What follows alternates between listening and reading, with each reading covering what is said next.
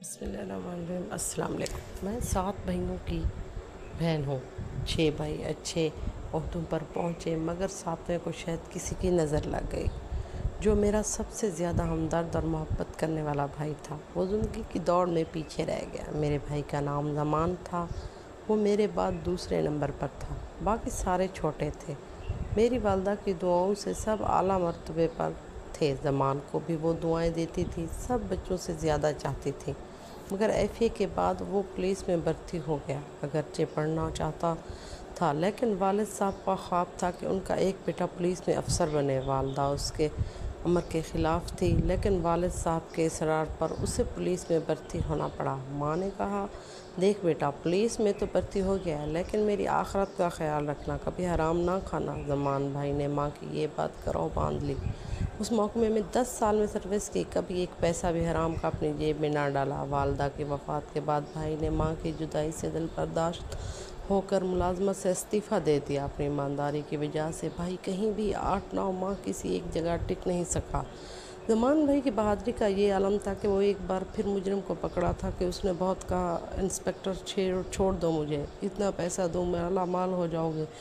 زمان نے نہ مر اس نے دھمکیاں دیں، اگر مجھے تمہاری وجہ سے جیل ہو گئی تو واپس آ کر تمہیں ماروں گا۔ بھائی نے اس کے منہ پر تھپڑ مارا اور کہیں آگے بڑھا دیا۔ 6 ماہ بعد زمان کا ٹرانسفر ہو گیا۔ پھر ایک دن وہ مجرم آزاد گھومتا نظر آیا۔ اس نے صرف اتنا کہا، انسپکٹر، میں بہت پولیس والے دیکھے ہیں لیکن تم جیسا نہیں دیکھا۔ میں تمہارا احترام کرتا ہوں، کبھی کوئی کام پڑے تو مجھے بتانا، بس تم اپنے آپ کو ٹھیک کر لو۔ بھائی نے جواب دیا۔ کچھ عرصے بعد وہ مجرم پولیس مقابلے میں مارا گیا۔ بھائی نے ماں کو واقعہ سنایا تو ماں کے منہ سے بے اختیار نکلا، اے اللہ، ہر ماں کو نیک اولاد دے۔ اللہ جانے وہ کس بد نصیب ماں کی اولاد تھا، اللہ کی مغفرت کرے، آمین۔ میری ماں ایک نرم مزاج خاتون تھیں۔ جب بیٹے کسی خطرے میں گھر جاتے تو سجدے سے سر نہ اٹھاتی مگر ان کا فون پر یہی کہتی تھی، بیٹے قدم پیچھے نہ ہٹنا، بہادری دکھانا، بزدلی نہیں ورنہ اپنا دودھ نہیں بخشوں گی۔ امی جان ہر وقت وضو کی حالت میں رہا کرتی تھی۔ وہ کہتی تھی کہ ہر لمحے اپنے بچوں کی عافیت اللہ سے مانگتی تھی اور دعائیں کرتی تھی، اس لیے وضو کی حالت میں رہنا ضروری ہے۔ مجھ سے کہتی تھی، میں ہر لمحے اپنے بچوں کی عافیت کی دعا مانگتی ہوں اور دعا کرتی ہوں، اس لیے وضو کی حالت میں رہنا ضروری ہے۔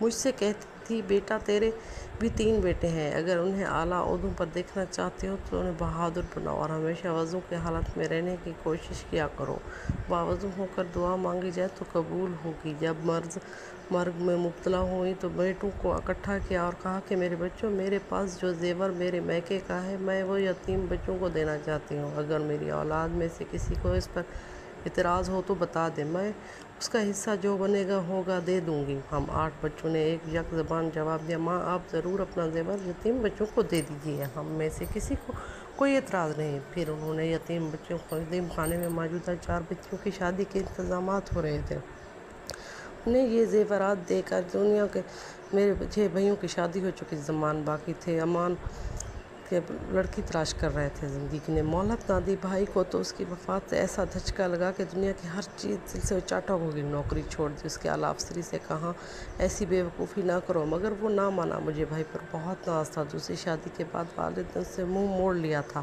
دوسری شادی کے بعد وہ ایک سنگ دل باپ بن گیا تھا۔ زمان سے کہا، تم نے نوکری کیوں چھوڑی؟ اب اس گھر سے نکل جاؤ، جہاں تمہارا چاہے رہو۔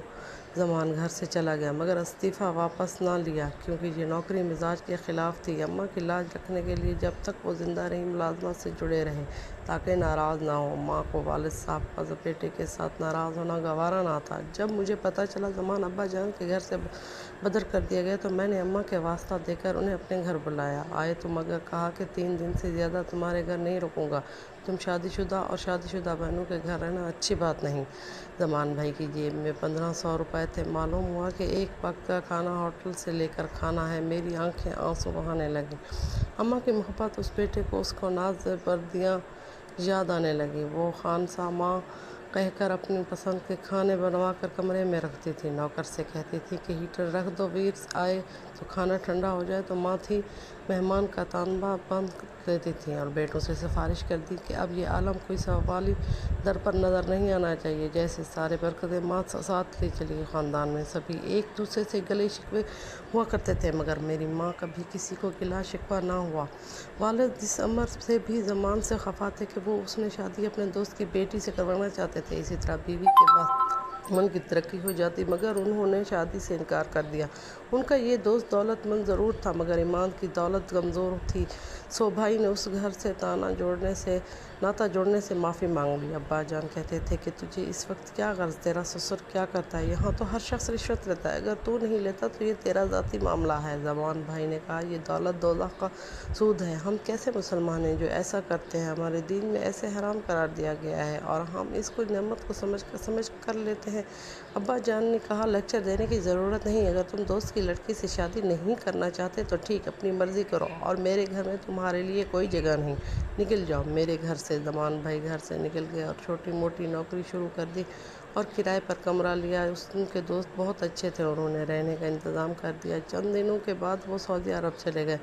या मुझे मिलने आए तो बताया कि मैं सऊदीया जा रहा हूँ, तो मेरी आंखों में आंसू आ गए। मुश्किल से भाई को रुखसत किया, दुआएं दी, सलामत रहे, अल्लाह कामयाबियाँ दे, आमीन। फ़ोन पर रब्ता रहता था। शुरू में वो मुलाजमत नहीं मिली, फिर कुछ दिन बाद एक फर्म में मिल गया। मुझे बहुत खुशी हुई और अल्लाह का शुक्र अदा किया। ज़मान भी बहुत खुश था, अब तो उसका बड़ा घर भी मिल गया था। अब मैंने उसको कहना शुरू कर दिया कि भाई आप शादी कर लो, मगर उसका इनकार कर दिया और मुसलसल इनकार करता रहा। मुझे उसकी तरफ से फ़िक्र रहती थी। आखिरकार उसने अपने दोस्त की बहन से शादी कर ली। मैंने शुक्र अदा किया कि मेरे भाई का घर बस गया। हमारी कहानी को लाइक सब्सक्राइब ज़रूर कीजिएगा। कमेंट में भी बताइएगा कि कैसी लगी। एक और कहानी के साथ फिर मिलेंगे। शुक्रिया।